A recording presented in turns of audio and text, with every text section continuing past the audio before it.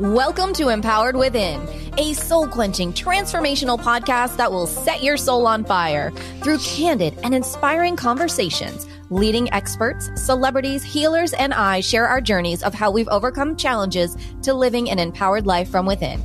I'm your host, Jennifer Pilates. Welcome to another episode of Empowered Within.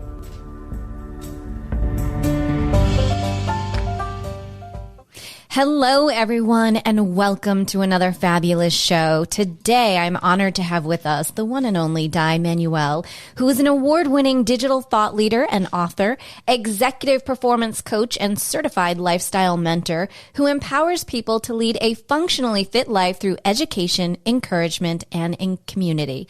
Dai models his work based on the 5 F's: fitness, family, finances, faith, and overarching roof of fun, built on the rock-solid foundation of health. Dai Manuel is a super dad, dating his wife with a lead-by-example way of living and a contagious personality who is on a mission to positively impact 1 million role models around the globe to lead a functionally fit life through education, encouragement, and community. Welcome to the show. Well, thank you, Jennifer. It's a pleasure to be here. And thank you for the kind introduction. I know it's a mouthful, but it gives you a nice 10,000-foot overview of a bit of my background. But I'm absolutely stoked to be here. Yeah, I'm so psyched to have you. So you're in Canada today. I'm down in Florida, so we got a little cold, a little sun going on.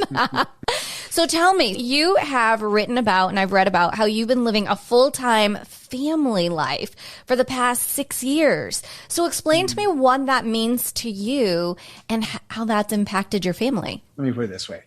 We made a decision to live life with a lot of intentionality, and specifically when it came to family time. And that time with one another. I have 2 teenage daughters, and of course, my wife I've been dating for 21 years, and my daughters now are 16 and 18. But when we decided to really create this intentional family commitment, if you will, it didn't happen overnight, but it was a slow build, almost like a slow burn into the final moment when I decided to leave a career of 17 years, and my wife left her career shortly after that. And literally within about 3 months after both of us leaving our careers, we pulled the kids out of school and literally gave away pretty much everything, with the exception of a few items that we put into storage. And we just started traveling together, not really sure of how we were going to sustain it, but we had some ideas, but we were decided, what the heck, what's the worst that can happen, right? And the worst thing that could happen for us, like that we came to that conclusion, because there's a lot of fear, right? I mean, it's not like we had an inordinate amount of savings, nor did my businesses online have consistent cash flow to them. So, there's concerns, of course, because I got kids to look after, and obviously our own family. We have a certain lifestyle that we want to try to maintain as best we can. But we didn't want to 10 years down the road be thinking, when we had that idea about being a full-time family and experiencing the world, and wow, it would have been great to do that. I wished we did that. That was the conversation that we were going to regret more than the idea of risking it all, going for it. And hey, maybe coming back home after a period of time because we couldn't make it work because we're both employable, and it would have been easy enough to come back home. We have family and we have friends that would be willing to help us out to get our feet grounded again and back on. But that's sort of, I won't go into too many more details, but that for us, it was really creating the intentionality to collect experiences as a family rather than collecting stuff. And that was really it. I think that's amazing. And I love that. I'm an adventurer. I love to move around. So I am so envious. When I was reading about it, I thought, oh my gosh, because at one point you lived in Bali and Indonesia. What was that like, taking your girls and just going for it? Yeah, we traveled around North America predominantly for the first couple of years. And as my father was dealing with health issues, and we didn't want to go overseas until that came to some sort of conclusion or got us to a point where we could travel with the confidence knowing that we may not have to jet back right away based on any health issues. And unfortunately, he passed from pancreatic cancer. And after he passed, we were like, where to next? And we decided that we'd go overseas. And we thought, what a great place to start. let's go to Southeast Asia. Let's go to Bali, beautiful island, because we are very much sun seekers, our family. We love the heat. We love the beach. We love the island lifestyle and that pace. So we decided to go. We rented a place on Airbnb for 3 months and as a test, right? Just to see what it was going to be like to set up a home base. We could travel around Southeast Asia and have a home base in Bali. Well, that 3 months turned into 2.5 years. So wow. I tell people, oh my gosh. I let people know if you're planning to go to Bali, it's great. But if you're planning to go for a potential extended period, be prepared.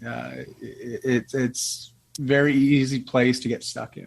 And now, do you say that in a good? Yeah, I was going to say, is that a good thing that we were stuck there, or was that I guess it was by choice. Okay, yeah, no, it was by choice. We made a decision to come back, so we had to come back to Canada, clean up some loose ends, so to speak, so we could make that transition smoothly and confidently. And so came back, dealt with that, and then we went right back to Bali. But the nice thing was in Southeast Asia, having Bali as a home base, it's easy enough to travel around to other countries. So like we went to Malaysia, we went to Thailand, we went to Singapore a few times and all over Indonesia. So it's a nice place to be centered. And for those that haven't been, take a look. It's a wonderful place to go check out.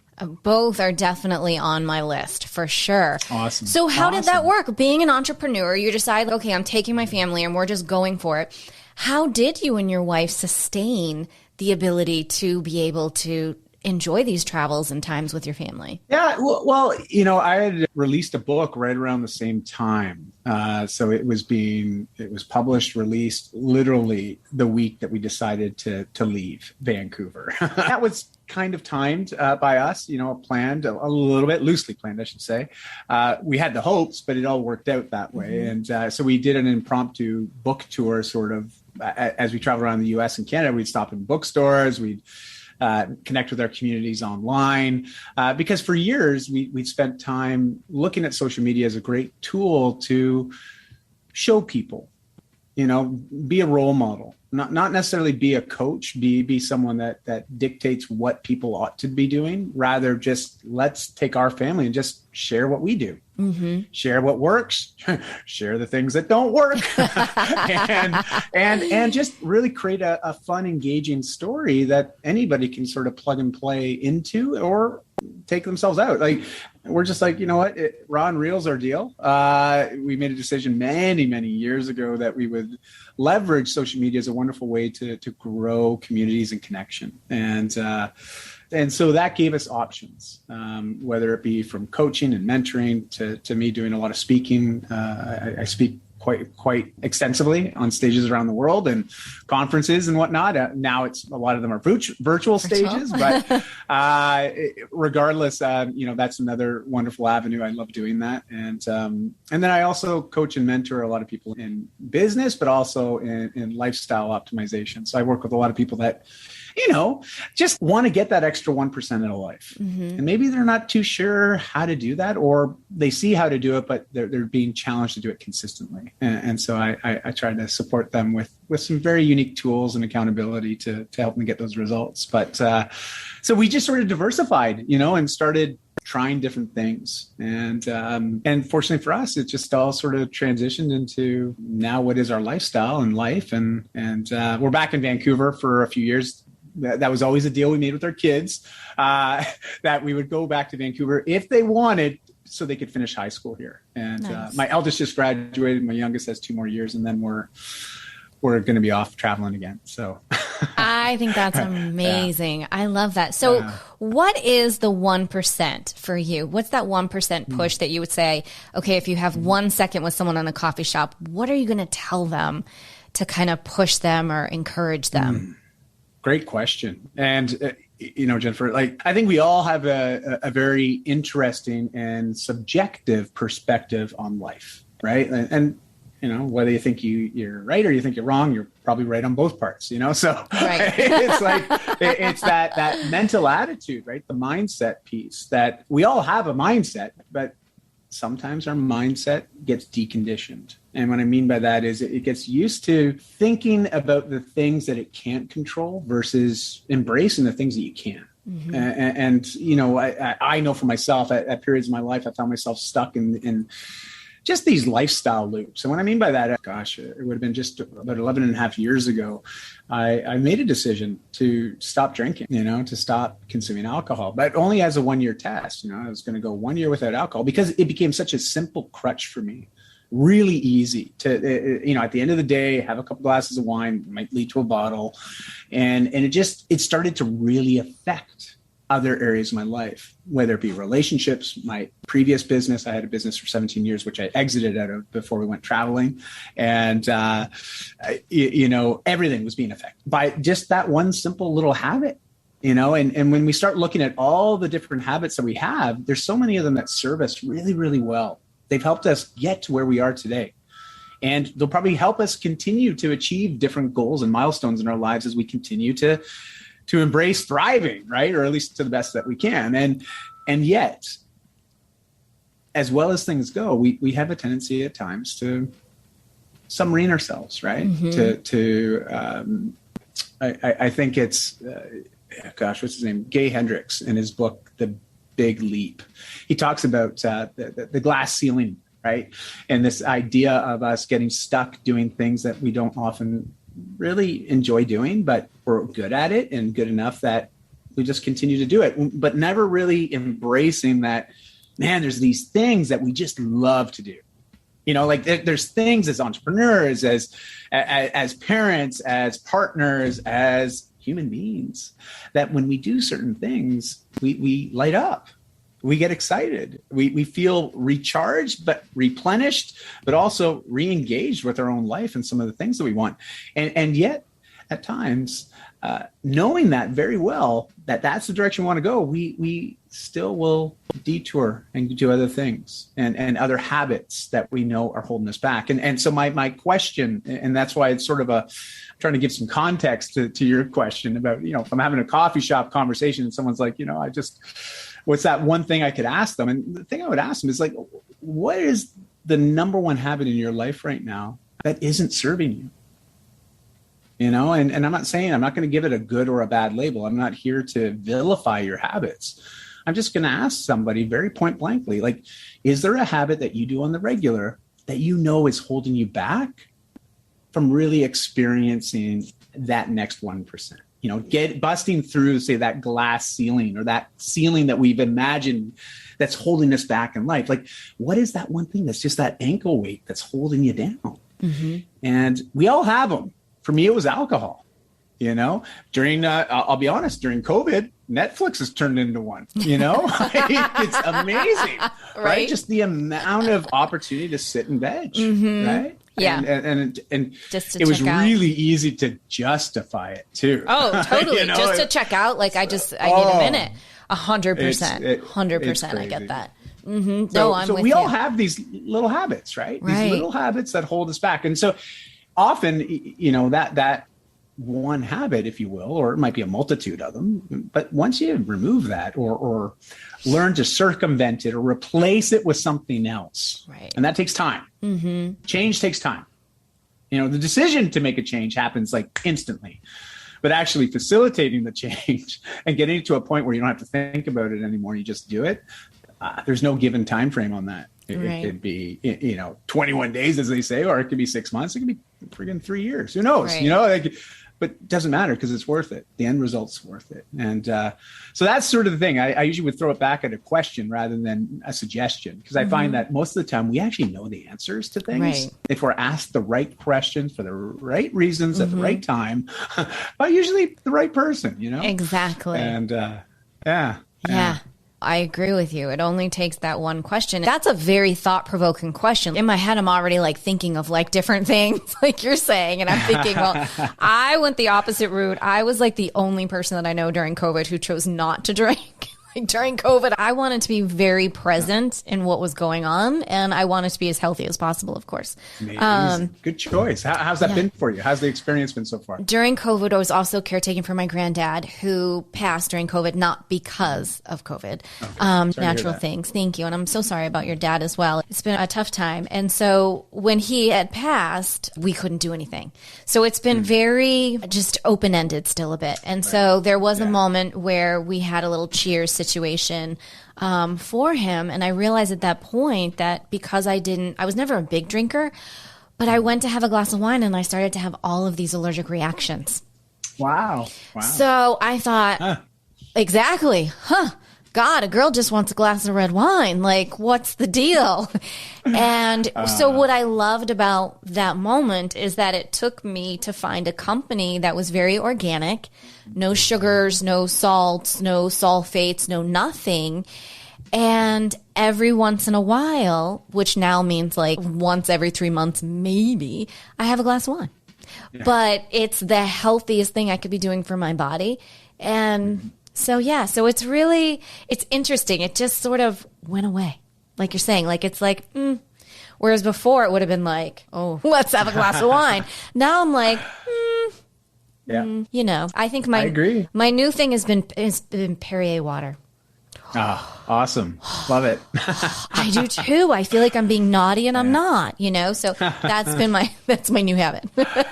I love that. Well, I think you did the right way too. You sort of started with this period of abstinence. And I find that is, I know there's differing opinions out there. Like some people are like, that's sort of deprivation and yada, yada. And I'm like, well, I know it's something that's not serving me. So I'm just going to cut it out. I'm going, as I say, cold turkey, right? Like I know I just need to stop the habit.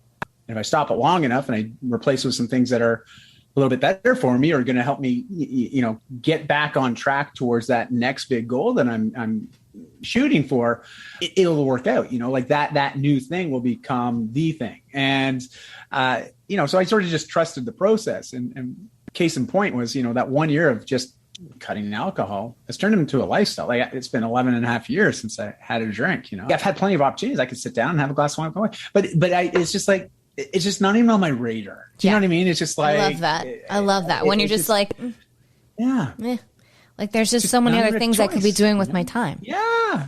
And money time, money. And I also when I really am mindful about how alcohol would make me feel, it would always be sort of it was definitely mood altering, for me. And very much to the point that, I was very different after a few drinks. And very different. Yeah. I talk a little bit about this. I did a TEDx talk recently and back in March. And I shared at the beginning of that just a bit of the story that led to me making that decision. And it was actually spawned by my wife asking me a question during a conversation. She asked me, Dai, are you being the type of man you'd want your daughters to marry? Ooh. And that question, just like we were talking about a second ago, Jennifer, like the power of the right question, a clarifying question at the right moment, given the right situation. Like that's powerful. It was amazing how just instantly, right? Like it was like all these things started to flash before me. And that's when I made a commitment, not only to them, but specifically to myself to go 1 year without drinking, and that was just a crazy year because all of a sudden I realized how dependent I had become on that crutch, on that habit, to AKA function, or so I believed. I needed it to function, right? And so you have to learn new ways. Once you remove a habit like that, like any habit, those habits that hold us back, you remove it, it's weird, right? It creates a bit of a void. And we're like, what do we do now? Exactly. And I think that's where it can get a little scary at times. It's like, it's again, the unknown and I don't know what I should be doing, or if I do this, will it work? What will people think of me? Just the amazing amounts of thoughts that flood your mind all of a sudden when you start to really run up against change. Right. And, as I try to tell people, just embrace change more like a champion of change rather than feeling you're a victim of change. And that simple shift in perspective can make change, well, a little bit more enjoyable and a little bit less stressful. Right. Yeah, because it's hard. And like right now, like everything you're saying, I mean, we're all in a massive reshift wherever we are in this world, on this planet. Yeah. And I look at it as an opportunity to, like your computer, like really reset. Yeah. What can you change? What can you change for the better? Knowing what you know now, how can you improve your life and your relationships with your family? And it's a great time. You know, everything else is still in flux and still changing. So might as well jump on that bandwagon. True that. Go for it. Just go for it, right? I love that. Yes. So I want to hear about this time where you spent 10 days in a silent retreat in Thailand.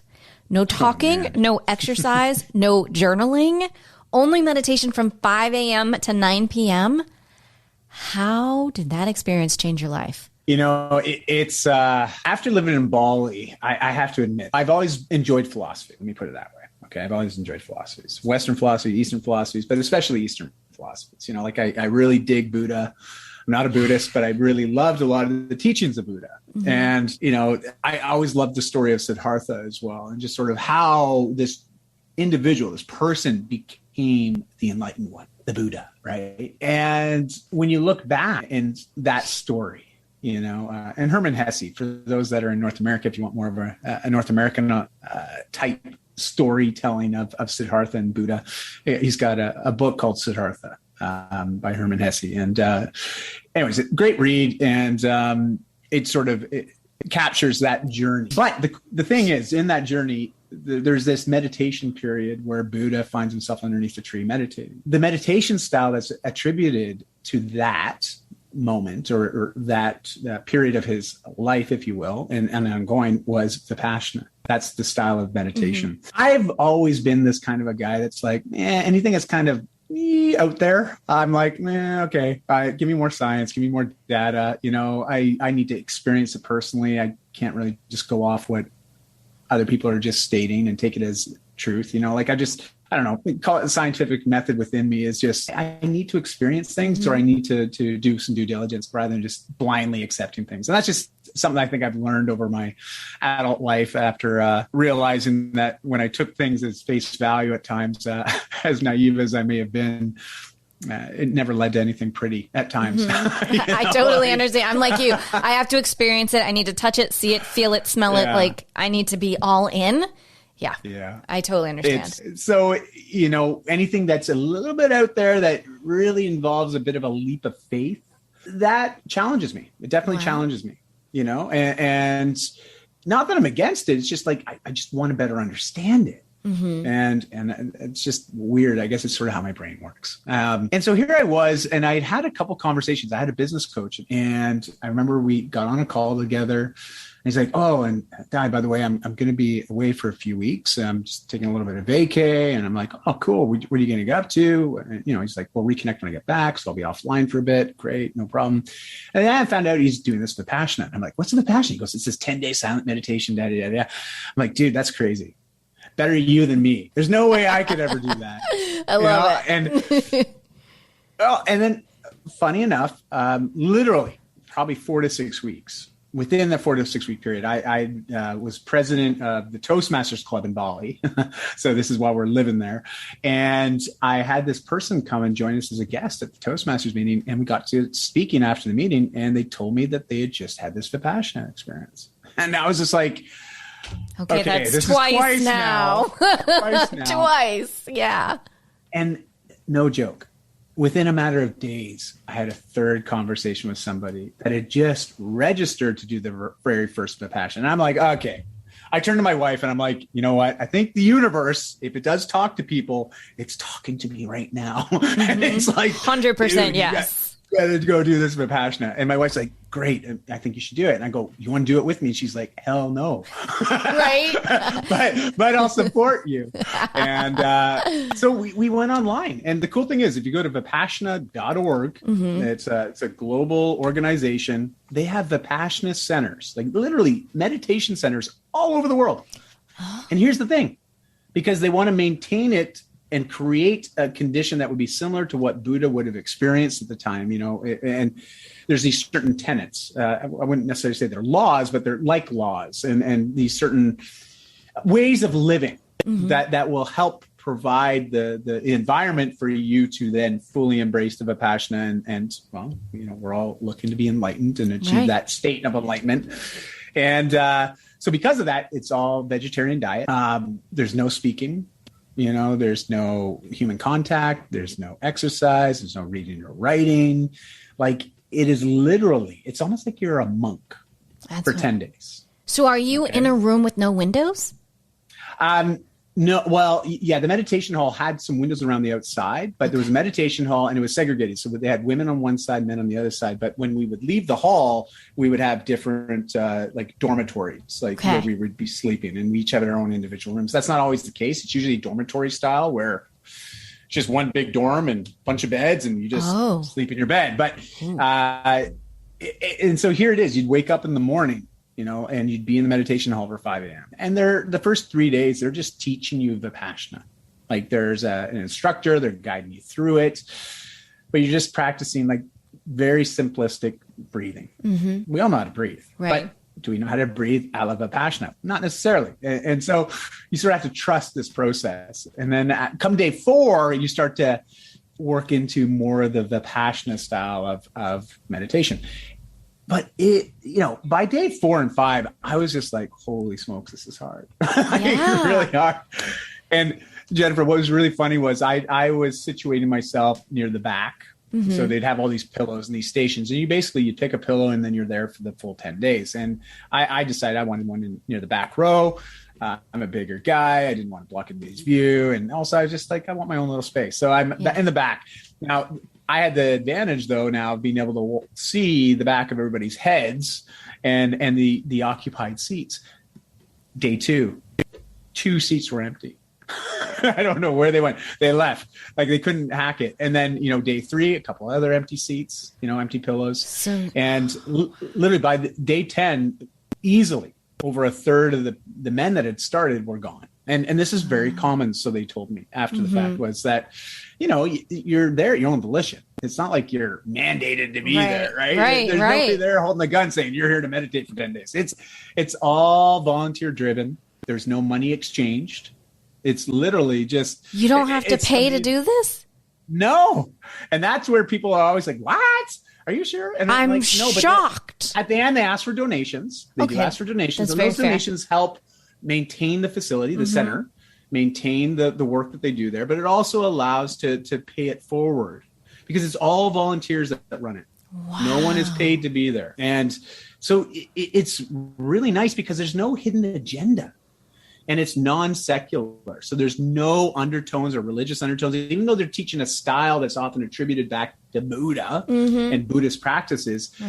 They remove the secularism so that it's not any religious undertones. And so it was really neat. We had lots of different religions actually represented there. There was Christians there.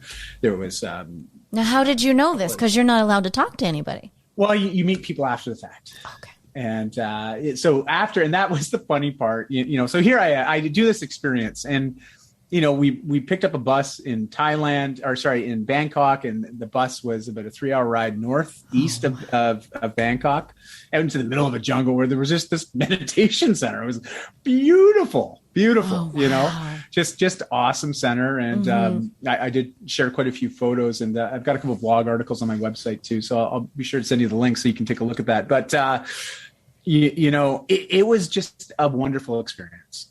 At the beginning, we're all sort of just ushered in, and you go through this real quick orientation, and then you take that vow of silence, and you're basically, that's it. You're in this now, and you're sort of in your own little journey while you're there for those 10 days.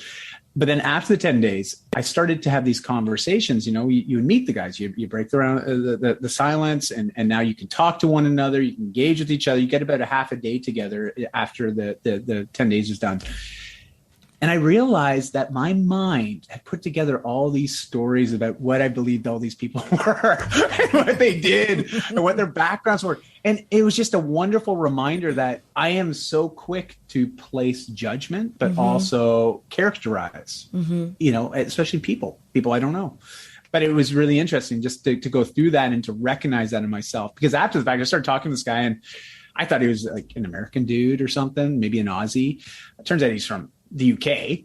He's a business owner, owns a vegan restaurant chain. Oh, wow. And it was just the weirdest thing, right? I had no clue that's what he was doing. And he was a guy that was late 50s, early 60s. It's like his 4th or 5th time doing a Vipassana. It was like a regular thing that he would do. And but just, I had all these ideas of who he was, and I was way off. Wow. So anyways, I'm sort of jumping around here, but it was just a wonderful experience, and I highly recommend it to anybody and anyone. If you're considering this, it's just a matter of blocking the time, right? Right. But if you go to the website, they have all the centers listed, all the the 10-week sessions. And after you've done a 10-day, you can then come back at any time and do a 3-day. So you don't have to do the full 10-day again. You can just do mini ones. So I've done a mini one as well. I did that in Bali before I came back to Vancouver.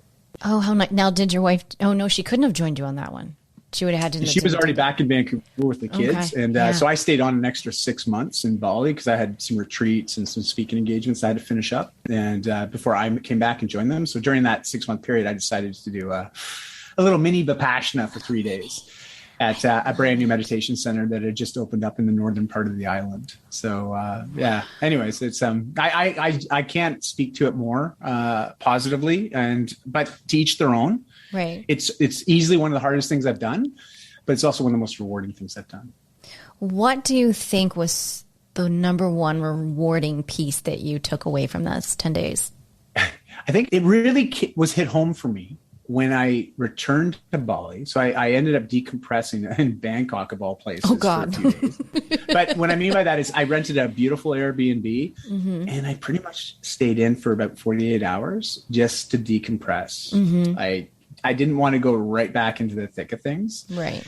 And then I think it was like later towards the end of day 2, then I went out, checked out some little markets and stuff. And then I had 1 day in Bangkok, and then I came back to Bali. So as soon as I got back to Bali, though, it was wonderful coming back to my 3 ladies, my 2 daughters and my wife. And my wife came and told me after the fact, because I'd already been home for, I don't know, probably about half a day. And my wife pulled me aside and she says, Bree, our youngest daughter, she's like, she came up and she asked me, she said, is Dad okay? Like, he seems like really just quite chill. And like, I can get a little bombastic at times. Okay. Like I am one of those people that my emotions, and I've worked on this quite a bit, but my emotions can sometimes get the better of me. Like I can be very quick to turn. More so with people I'm really comfortable with, right? Like, which of course are my family, and I just found this new awareness, this appreciation of just being really present, but also not letting things, take control of me, rile you up, rile me up, or just just really being fully present to the moment and hyper aware and just there to experience whatever was happening right then and there. And it was just neat to see my daughter observe that, and so that was easily one of the biggest, like, that was an aha for me and a sense of accomplishment. And it's something I've been able to maintain. I don't maintain a Vipassana style because Vipassana traditional is 1 hour in the morning, 1 hour at night. Right. So it's actually 2 hours of meditation every day. I didn't maintain that. Okay. I have my own meditation practice, but it's not Vipassana. And, but like I said, everybody, just find one. There's lots of different ways to meditate. Right. Just find one and do it consistently and tell me you don't experience something amazing. It's amazing. Tell me. I've been faithfully meditating since last June. So it's been a year now. And I do not speak to anyone or look at a phone or do anything until I am one with myself and I have my morning meditation. Amazing. Like, that's it. Like, I definitely, like, every morning, hands down, I do that on top of a few other, affirmations and things and breath work. But no, that's like, no one interrupts. That's my time. That's for me. And then I feel like exactly what you're saying. I'm grounded. I can be present in moments. I'm not as reactive to things as I used to be. I take more reflection. Exactly what you're saying. Looking at people and situations differently. And in all honesty, like, I don't do an hour anyone either. Like, I don't want you to think I'm all that in a bag of chips. I mean, it's maybe tops 15 minutes in the morning. And it's anywhere from 10 to 15 minutes, depending on whatever is brought to me and how I'm feeling that day. And then sometimes I sneak in a second one. And then that is with Reiki music. Usually 20 minutes, like midday or afternoon, or if I just feel like off, you have those days you're like, nothing's jiving. Then I'll regroup it for a minute. And again, it's another 10, 15 minutes. I wake up, I feel like it's a new day, and it's the best thing. It's the best. It's awesome. It really That's is. so good. Yeah. So good. Like once you find it. So let's talk about, because you are the man now. You are the meditation man. You're my hero. 10 days. Yeah. I wish, I'll definitely look into it. I can't promise I'm going to do it, but I'm going to look into it and see if there happens to be one here in Florida. I will look and I'll let you know. There probably is. I bet there is too. I will. So what advice can you share with our listeners who are juggling prioritizing their health and happiness, especially after this last year and a half? And like you're saying, it's hard to change, and the whole world has changed, not even just our singular lives, and talk about new behavior patterns, and really prioritizing health is so important right now, and happiness. It really should be at our top of our list. And I'm afraid that some people still aren't there, but want to get there. So how do we help them do that? Well, that's a great question. It sort of relates back to the first question that we talked about at the beginning of our conversation today. That idea, like what is that habit or that regular thing that we're doing that's holding us back or making things harder, right? And like I've had some clients that struggle with nutrition, and they make certain choices every day. And a lot of those are just conditioned responses. It's not like they need that type of food, right? It's not like I need that fast food meal at lunch. It's like we don't need it. There's other things that we could eat, but there's this patterned response, right? When we feel stressed, we feel overwhelmed, or we didn't plan our day accordingly. So now I'm tight on time, but I know I got to eat. Oh, I got an appointment I got to make it to. I'm just going to go through the drive-thru. Right. So we're really quick to justify the actions, right? And so I'm like, listen, whatever you do it and own it, whatever it is. Like if you want to drink, own it. Don't give me an excuse like, oh, I didn't mean to have that one extra drink. Like, oh, geez, I had one extra glass of wine. And, oh, I'm sorry about that. I really didn't want to do that. I'm like, yeah, you did. What are you talking about? What are you talking about? And so it's like just owning that it is your life, my life. Like it's our life. It's my life to what I want. And if I'm finding that my happiness is being limited or stifled or held back because of some of those choices, I have to start asking myself, what matters? Am I more interested in being happy, or am I more interested in this thing that's obviously holding me back from being happy? Because it is a value proposition, right? Right. It's like, what do I truly value more? Do I value my happiness more? Or do I value this thing or this other activity or action, or in some cases, this other emotion more? Right. And until we get clarity, because that's always the best place to begin. Let's get really clear on what are our values. This sounds like really cliche. I know that. People are probably listening to this and like, I've heard this mentioned before. I think Tony Robbins talks about this stuff. He does. You're right. Pretty much anybody in the life coaching space is going to talk about this. Right. I'm not talking about anything new here. Right. But if you don't know what your guiding principles are, your core values, those values that, Jennifer, if I was asking today, what are the things that are non-negotiable in your life? Your answer today would probably be the same 10, 20, 30 years from now. That's when it's like, this is like a non-negotiable core value. This is a guiding principle. There's this doesn't get overwritten. This doesn't get compromised, because when it does, and when I'm not living into that, like with me, family is one of those. When I'm not living into my family, and specifically being attentive to making and taking time to be fully present for them in special moments, as well as just those moments just to be a dad. If I'm not truly living into that and I'm being distracted by other things, and I know it starts to affect this thing that I've said is important, other things just start to go wrong.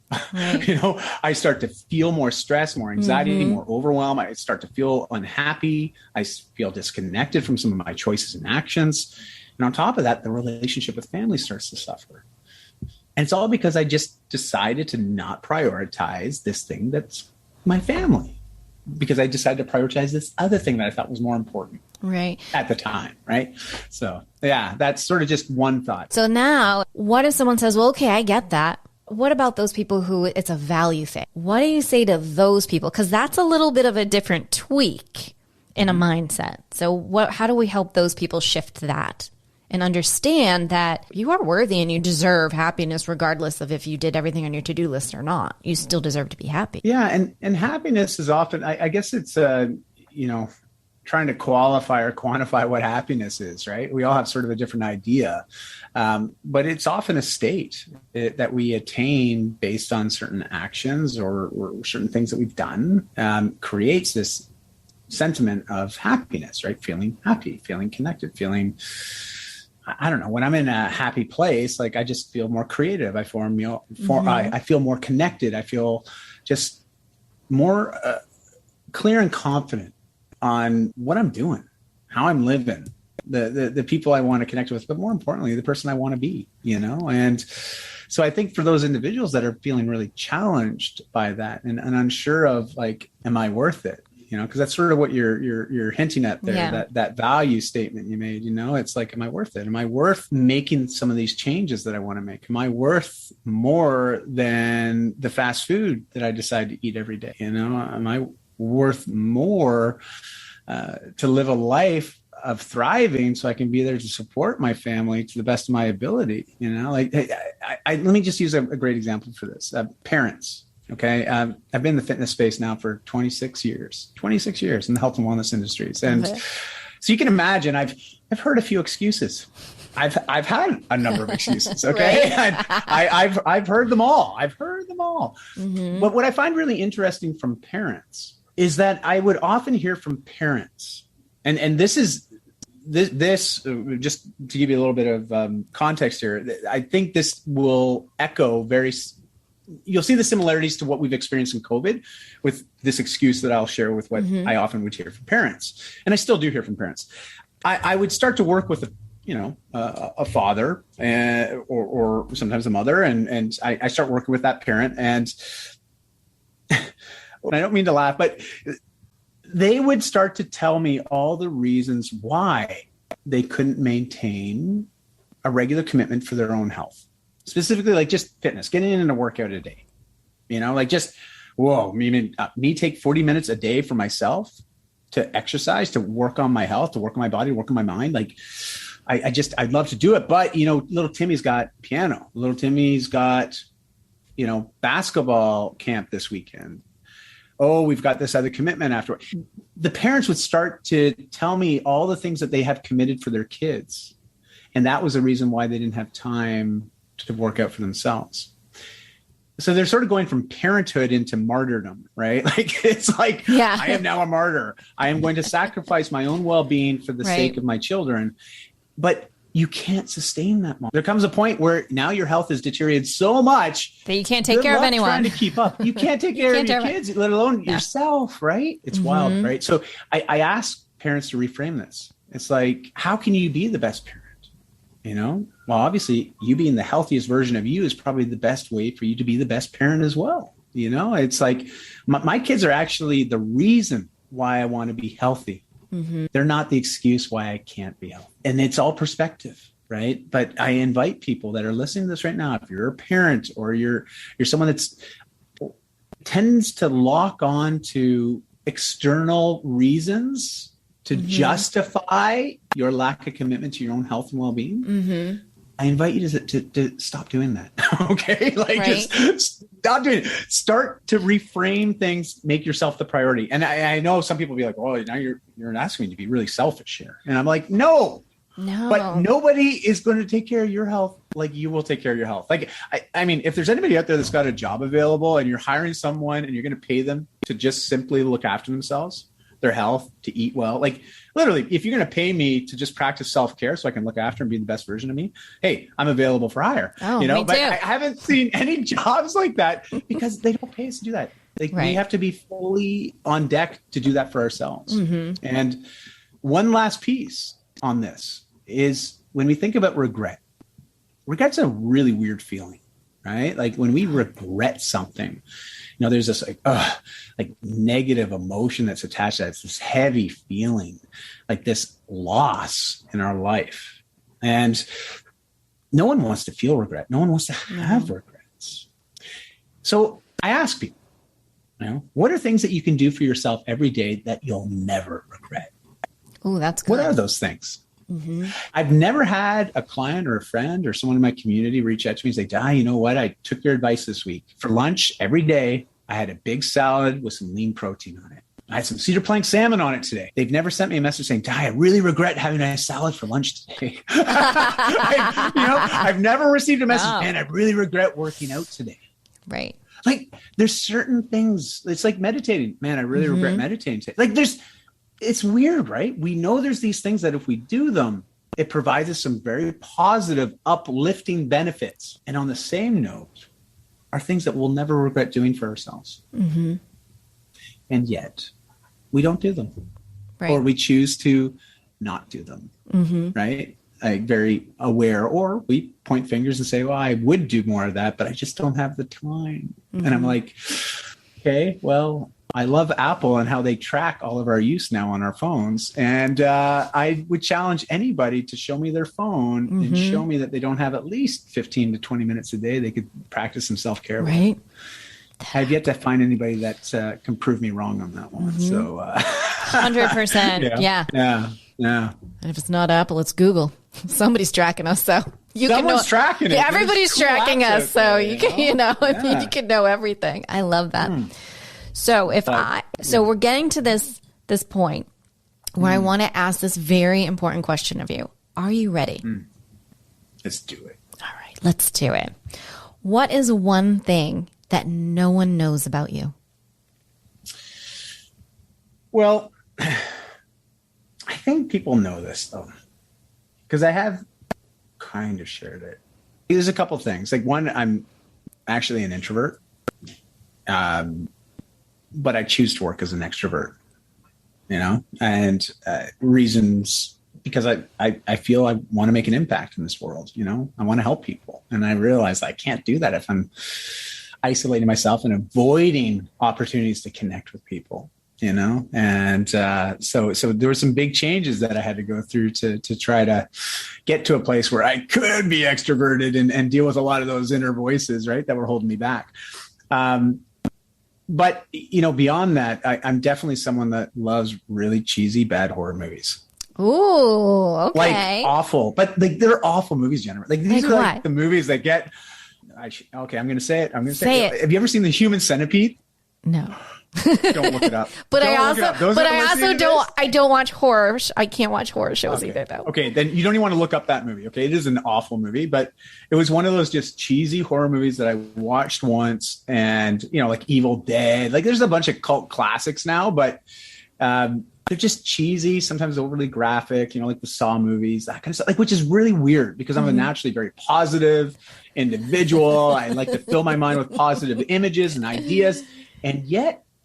It's funny when I'm chilling out and I just want to unplug and not think. Cheesy horror movies is what does it for me. It's weird though. Like it is weird, and a lot of people are like, really? And then we start talking about horror movies, and I'm like, you've seen that? Like, I've seen a lot of horror movies, which I'm like, but not many people know that about me. So there you go. I love that. I love it. Oh, thank you for sharing that. Today has been so much fun. I feel like I should pay you. I feel like we've had some good therapy. We've had some good laughs. Oh, thank you. This has been amazing, Jennifer. I love what you're doing and how you're showing up for the world. Because honestly, trying to do things on our own, it's hard.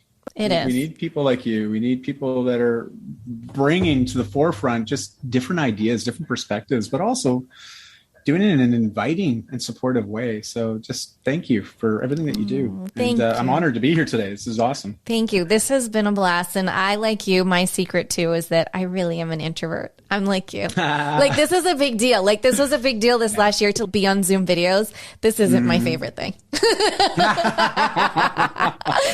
But like you, it's become a favorite thing for a lot of people, though. Yeah, I know, but I'm really like you. So I thank you. Thank you for everything you're doing and sharing your insights and your knowledge today. And I know that you've touched so many hearts. You've definitely touched mine. I thank you for that. It's amazing. Yeah. So share with us, how can our listeners, if they'd like to connect with you, perhaps have coaching with you, what's the best way to do that? Well, I always like to invite people, I've been blogging now, like 14 years, like a long time. I've had a website, and it's just my name, daimanuel.com. If people check that out, there's about 1,800 articles on there now. Lots of free resources and tools. And it's just a great place to really empower yourself to start to learn some new ideas, as well as maybe get a couple tips and strategies to start implementing some of those. I have a couple free communities online from free programs that people can plug into based on my book, The Whole Life Fitness Manifesto. Again, 28 days to learning how to optimize body, mind, and spirit in 30 minutes a day. So 2% of every 24 hours vested in self. People will be wowed by what they could achieve in 28 days. And no hidden agenda, no cost. It's just stuff I give away. And if you want to just connect with me on social, just to have a story or really just to connect, I'm the solo dude here that runs his own business. And when you send me a message, just so everybody that knows this, it's me that replies. Okay. There's no bots here. There's none of that stuff. I'm with you. Me too. It's always me. It's always me. So just have some patience though, because sometimes my box gets a little full. It's also summertime. I spend a lot of time with family and my health. So I will get back to you, but I'm most active on Facebook and Instagram as well as LinkedIn. It's just my name. You type it in, you will find me. Awesome. It's the nice thing about having a unique name, it's like pretty easy to find me once you know how to spell it. Exactly. I love that. Well, thank you. Thank you again for being here. This has been amazing. I really appreciate it. Well, as we say, everyone, until next time.